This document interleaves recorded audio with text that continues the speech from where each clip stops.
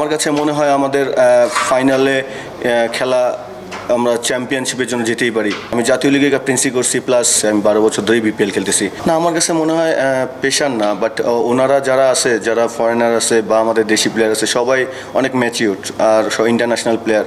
আমার কাছে মনে হয় না ওদের কাছে আমি হেল্প পাবো, ইভেন ওদের সাথে আমার কথা হয়েছে। সো আমার কাছে মনে হয় না এটা কোনো পেশারের কিছু আছে। ক্যাপ্টেনের একটা পার্টিকুলার প্ল্যান থাকে, সেই ক্যাপ্টেন্সি আগে থেকে জেনে থাকে আমি ক্যাপ্টেন আছি। আপনি যেহেতু টিমের একদিন আগে বা গতকাল রাতে জানেন, আপনার জন্য জিনিসটা কঠিন হবে কিনা যে পুরো টিমকে নিয়ে এক রাতের মধ্যে প্ল্যানিং করে ফার্স্ট ম্যাচে নিতে? না, আসলে প্ল্যানিংয়ের থাকে একটু কম বেশি, কিন্তু আসলে আপনার ওরকম প্ল্যানিং কিছু নাই। সুন্দর মতো আমরা যদি সবার সাথে কথা বলবো, আরও সময় আছে, হয়তো কালকে আমাদের খেলা, আজকেও কথা বলবো।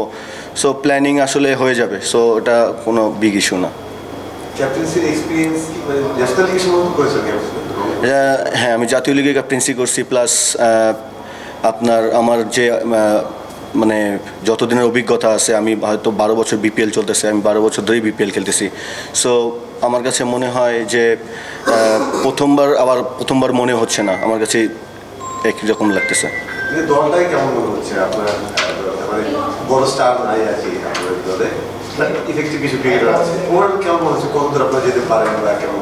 টু বি অনেস্ট, আমাদের বোলিং অ্যাটাক অনেক ভালো, আমাদের লোয়ার অর্ডারেও খুব ভালো ব্যাটসম্যানরা আছে, উপরেও ওপেনার থেকে শুরু করে আমাদের ফরেনাররা মাশাআল্লাহ অনেক ভালো ব্যাটসম্যান আছে। সো আমার কাছে মনে হয় আমাদের ফাইনালে খেলা আমরা চ্যাম্পিয়নশিপের জন্য যেতেই পারি।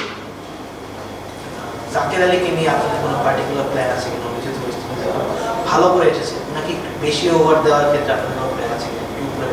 আসলে এটা ডিপেন্ড করবে ম্যাচের উপরে, যে আমাদের কখন কি সিচুয়েশন ডিমান্ড করতেছে, সেইভাবে আসলে আমরা প্ল্যান সাজাবো। আর কিছু? Thank you.